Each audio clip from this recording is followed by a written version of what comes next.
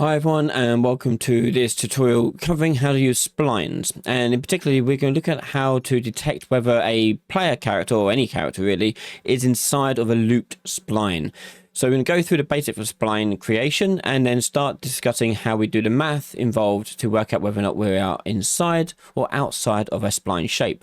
Now this is very useful for things like doing grass and determining whether or not the character is hiding within grass, or anything really you can think of. Is up to you really. Obviously it's just a tool at your disposal. But let's jump in and take a look at how we set up a spline first of all, and then talk about how we actually determine the inside or outside of a spline. So first thing we need to do is create the spline. So what we're going to do is going to create a new actor, and we'll call it BP spline. And inside of our actor, we're going to add a spline component. Like that. And the spline is basically a line, okay? It's literally a line connected by points, and we can design the shape of the spline by modifying those points and their anchors.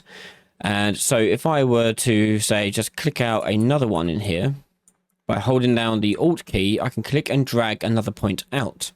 And I can rotate it around. I can also select these anchor points and move them freely to change the curvature of the line. So I'm going to drag out one more, like so, and I'll do another one. There we go. And on the right hand side, we will see here we've got an option for a closed loop. I'm going to turn that on, and now I'll connect the spline up so it's one big loop. I'm going to compile and save, and I'm going to drag that out into our scene. And there's your spline. And splines have many uses. You can use them for anything your heart desires, really, whatever you can put your mind to. As you often use them for like procedural content. In this case, we're going to do it as a custom sort of area shape. But the world's oyster when it comes to splines. It's literally just a tool allowing you to do stuff. So now it's in here. I can actually modify the spline points in here independently of other instances of this actor, and otherwise I can add more spline points if I wanted to as well, like so. Okay, I'm gonna get rid of that flickering just by rising up a little bit. There we go. Okay, so there's our spline. So to make it detect whether or not this spline is actually, sorry, we are actually inside of the spline, we need to do an event on tick, or you can do a timer if you want to be a bit more cautious about tick. But honestly, it's a very cheap function we're about to do that we don't need to worry about tick really causing much of an issue. So I'm going to create a function in here, and we're going to do detect if inside spline. Okay, and we're going to have an input on this, and that's going to be the actor we want to test. So this will be our player character, but it could be anything. We could do enemies or a football into a goal, whatever you want to do. So it's going to be an actor reference, like that. Okay, so let's talk about the math involved in here. So the first thing we need to do is we need to get the location of the character, or the actor in this case, and the spline, and look at them together first of all. So let's right click, get actor, and we're looking for the, not that one, we're looking for the get actor variable, which should be down at the bottom here, that one there. You know you got the right one because you've got this little F shape on it. And we're going to do the actor here and do get actor location. And I'm going to split that because I'm going to make it so we don't really care about the height of the spline. We only care about the X and Y location of the spline. If you are doing a spline that is up against a wall, for example, then of course you need to worry about the Z axis. But in this case, we're just doing a horizontal plane here. So I got this here, and then I want to get the spline and get their world location and check to see the Z there. Okay, so we're going to split all that up, and we're going to make a new vector with this coordinate. So we've taken the X and Y of the character, actor, and the Z-axis of the spline, the height of the spline. Okay, now we want to find the location closest to the spline to this location. So we'll take the spline out, find location closest to world location, and we'll plug in our vector value and change the coordinate space here to world. So for example, if we look at our spline here, if we are standing, well, where this gizmo is, it's going to look for the location closest on the spline. So in this case, it'll probably pick here, roughly. Right. So that's what that's going to do.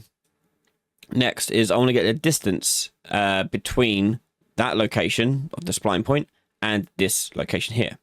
So I'm going to get that, subtract that from each other. We then want to normalize this.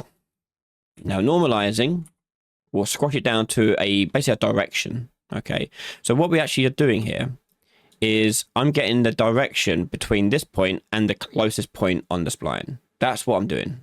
Okay, I'm getting the direction I'm going towards on there. That's this. Then I want to get find the right vector closest to the spline point. So we found the location. We're going to get the find the right vector closest to location. Again, it'd be world. And in there, we're going to look at the direction of this spline, which at this point here, look at the spline direction to the right of it. So inwards. Okay. Now, we've got two directions. We can do a dot product to determine whether or not they are opposing each other or going the same way as each other. So if this point here is on the other side of the line, they would be going the same direction. If it's on the inside of the line, it would be going into the opposite direction. So we're going to do a dot product of these two values. And if this is greater than 0, this means that we are inside the line. So I'm going to do detected if inside and do a return node and print that out there. So I'm going to go into my event graph now. On an event tick, I'm going to put in my detective inside. And the actor we're going to do is get player character.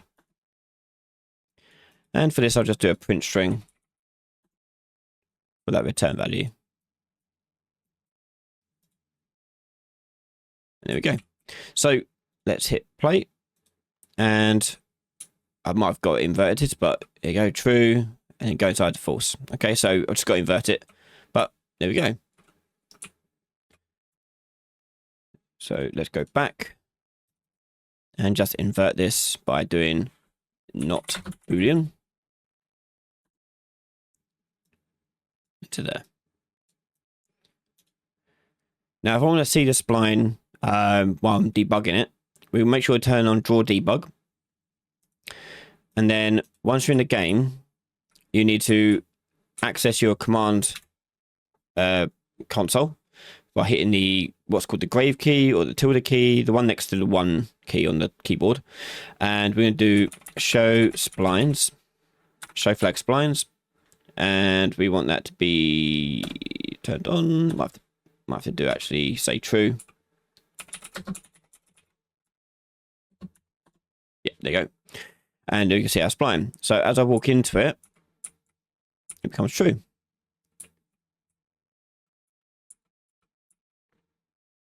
Okay. And that is how you do that. So there you go. A relatively simple expression to work out whether or not a location is within inside of a spline loop. Now, this is going to have many uses, but we're actually going to use it as part of our stealth series by making graphs that we can hide in. And if you want to watch that episode early, make sure you subscribe to the channel and make sure you check out our Patreon, where if you subscribe to us there and support us over there from just $1 a month, you get access to all of our content early before everyone else. And if you want more one-to-one support with your projects, we also offer a diamond tier Patreon where you get a session per month where you can get one-to-one support and help with your projects.